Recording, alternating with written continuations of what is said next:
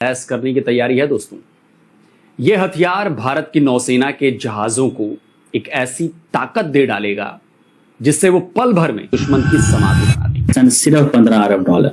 अब आप देखें at the end of the day इतनी बड़ी फौज का मुकाबला करना, इतनी बड़ी military power, naval capability, air force, artificial intelligence, nuclear weapons, intercontinental ballistic missiles, क्या क्या नहीं है भारत के पास। अब ये आई है कि इंडियन नेवी ने अपने फ्यूचर वॉरशिप्स यानी अब जो उसके बेड़े के लिए जंगी जहाज बनेंगे उनमें इलेक्ट्रोमैग्नेटिक रेल गन लगाने की योजना जो है उस पर काम चल रहा है। भारत में तैयार हो रहे रेल गन में गोला दागने के लिए बारूद नहीं बल्कि इलेक्ट्रोमैग्नेटिक फील्ड का इस्तेमाल किया जाएगा। 20 साल की कड़ी मेहनत के बाद आखिरकार तैयार हुआ ब्रह्मास्त्र। भारत के EMRG को जिसने भी देखा फटी रह गई उसकी आंखें। 2000 मीटर प्रति सेकंड की रफ्तार से दुश्मनों पर बरसेगी मौत। तो खबर कर चुका हूं कि हम जैसे लोग हैं, almost similar culture, similar background, हो सकता है उनका बेसिक IQ लेवल भी हमारे बराबर हो, लेकिन आज हम कहां हैं और वो कहां हैं। उनकी अचीवमेंट देख के खुशी होती है, लेकिन ये देख के अफसोस होता है कि हम कहां पर हैं। अब देखिए ये एक बहुत बड़ा फिगर है कि भारत अपना जो 65% 65% जो डिफेंस इक्विपमेंट है वो अपने घर के अंदर बना रहा है। उसको कोई मसला ही नहीं।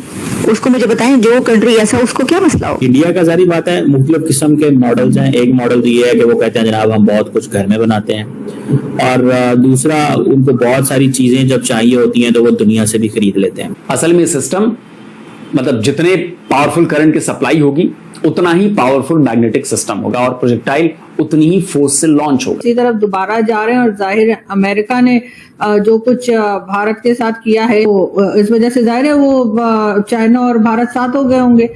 हम लाते हैं टॉक शोज और अनलिमिटेड एंटरटेनमेंट सिर्फ YouTube पर। अगर आपने अभी तक हमारा चैनल सब्सक्राइब नहीं किया तो अभी सब्सक्राइब करें और बेल आइकॉन को क्लिक करके हमारी लेटेस्ट वीडियोस के बारे में अपडेट जानें। रेलगन सिस्टम में इलेक्ट्रिक करंट से इलेक्ट्रोमैग्नेटिक फील्ड तैयार होता है जिसके कारण रेलगन में लगा हुआ गोला आवाज की रफ्तार से भी 6 से 7 गुना ज्यादा तेजी के साथ बाहर की ओर निकलता है जो 200 किलोमीटर दूरी तक हमला कर सकती है। नमस्ते दोस्तों, जय हिंद। भारत की नौसेना ने भविष्य की समुद्री शक्ति को और भी घातक और अत्याधुनिक बनाने की दिशा में एक बड़ा कदम उठाया है, क्योंकि अब वह अपने आने वाले युद्धपोतों को इलेक्ट्रोमैग्नेटिक रेल गन यानी EMRG जैसी हाईटेक हथियार प्रणाली से लैस करने जा रही है। यह तकनीक पारंपरिक तोपखाने से बिल्कुल अलग है, क्योंकि इसमें बारूद का इस्तेमाल नहीं होता बल्कि बिजली की जबरदस्त शक्ति से प्रोजेक्टाइल को अविश्वसनीय गति यानी लगभग 2000 मीटर प्रति सेकंड से भी ज्यादा की रफ्तार से छोड़ा जाता है। क्योंकि जब PM मोदी को अगर आप देखें तो वो बिजनेस पे ज्यादा ध्यान देते हैं। उनका ना तो वॉर की तरफ कोई खास होता है जो हमारे यहाँ होता रहता है ना कि हमने अटैक करना है तो हमने ये कर देना है, गजवा हिंद कर देना है, उस तरह की चीजें नहीं होती। सर वो पैसा बढ़ाने में ज्यादा इंटरेस्टेड रहते हैं, क्योंकि जाहिर है कि गुजराती फैमिली से बैकग्राउंड, उनका जो बैकग्राउंड है वो गुजराती फैमिली से है, और गुजराती जो हमारे यहाँ है पाकिस्तान में वो भी बिजनेस कम्युनिटी के लोग हैं, बड़ा अच्छा काम करते हैं। वैसे DRDO पिछले कई साल से इलेक्ट्रोमैग्नेटिक रेल गन के डेवलपमेंट प्रोजेक्ट पर काम कर रहा है। बहुत लंबे टाइम से इस पर काम चल रहा है और इसकी कई लेवल पर टेस्टिंग भी जारी है। मतलब ऐसा नहीं कि काम नहीं हो रहा है, टेस्टिंग चल रही है। इसके बारे में भी आपको बताऊंगा, लेकिन पहले ये बताता हूं कि इलेक्ट्रोमैग्नेटिक रेल गन आखिर है क्या और ये किस तरह का हथियार है। देखिए, इलेक्ट्रोमैग्नेटिक रेल गन सामान्य गन सिस्टम से एक बिल्कुल अलग टेक्नोलॉजी पर काम करती है। जैसा कि नाम से साफ है, इस सिस्टम में इलेक्ट्रोमैग्नेटिक पावर का इस्तेमाल किया जाता है। और ये गन कैसे काम करती है वो आप समझिए। इसके बैरल में 2 पैरेलल कंडक्टर्स लगे होते हैं जिन्हें रेल कहा जाता है। इनके बीच में प्रोजेक्टाइल लगाया जाता है।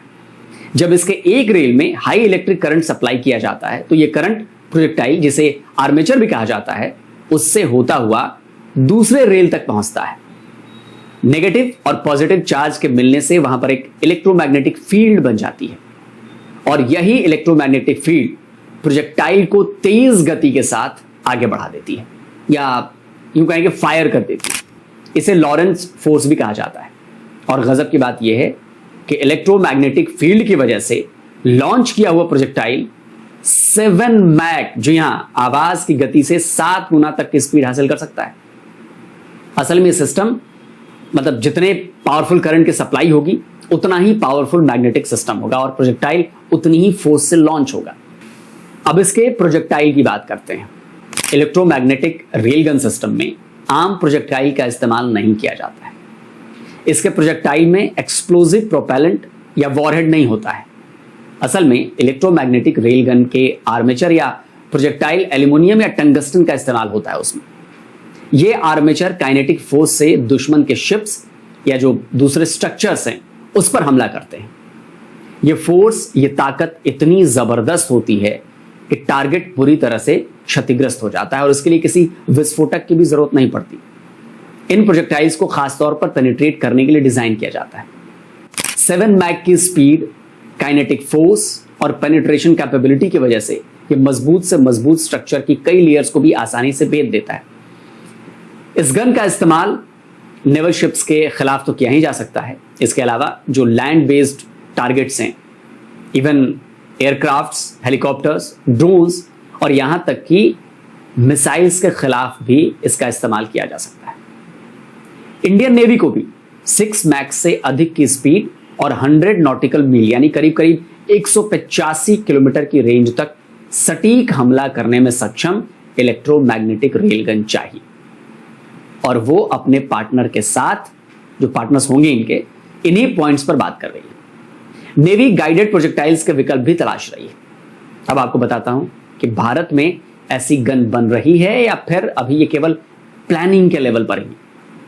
तो दोस्तों, अच्छी खबर यह है कि डीआरडीओ ये गन बना चुका है और अलग अलग लेवल पर इसकी टेस्टिंग की जा रही है, इसको और परखा जा रहा है, इसको और ज्यादा क्या कहें कि अच्छा बनाया जा रहा है। इसी साल फरवरी में हुए एरो इंडिया शो में डीआरडीओ ने अपने कॉम्पैक्ट इलेक्ट्रोमैग्नेटिक रेलगन को डिस्प्ले किया था। देखिए, यह है डीआरडीओ का वो फ्यूचर वेपन।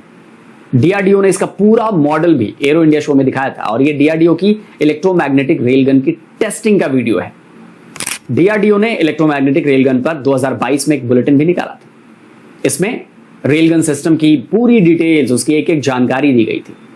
इसमें उन प्रोजेक्टाइल्स की तस्वीरें भी थी जिसे डीआरडीओ ने अपनी गन के लिए इस्तेमाल किया था या इस्तेमाल कर रहा है। देखिए, और डीआरडीओ के अलावा दोस्तों, भारत के कल्याणी डिफेंस लिमिटेड में भी एक रेल गन डेवलपमेंट प्रोग्राम पर काम किया जा रहा है। इस वेपन में किसी तरह के एक्सप्लोजिव का इस्तेमाल नहीं होता, इसलिए यह हाई एक्सप्लोजिव वेपन से किफायती होता है। अपनी जबरदस्त स्पीड और पेनिट्रेशन कैपेबिलिटी की वजह से यह बहुत ज्यादा घातक भी है। भारत के अलावा और भी कई देश इस टेक्नोलॉजी पर काम कर रहे हैं। अमेरिका ने तो 2016 में ही अपने नेवी को रेलगन से लैस कर दिया है। बीएई सिस्टम्स की यह रेलगन 18 किलोग्राम तक के प्रोजेक्टाइल को 7.5 मैक की स्पीड से दागने की यानी कि फायर करने की क्षमता रखती है। इस गन की रेंज पता है कितनी है? करीब करीब 400 किलोमीटर। जापान ने तो इसी साल अप्रैल में अपने एक नेवल शिप जेएस असुका पर रेलगन डिप्लॉय किया है। बताया जाता है कि ये रेलगन 6.5 मैक की स्पीड से प्रोजेक्टाइल दाग सकती है और इसके एक बैरल की लाइफ जो है वो 120 राउंड्स है। बॉर्डर डिस्प्यूट का हल निकाला जाए तो ये कोशिश पहले से जारी थी, लेकिन ये मेरा ख्याल में दुरुस्त होगा कि जितना ट्रंप साहब ने और अमेरिका ने टेरिफ की इश्यू के ऊपर इंडिया पे दबाव डाला है, तो एक लामहला फिर वहां भी कोशिश ये की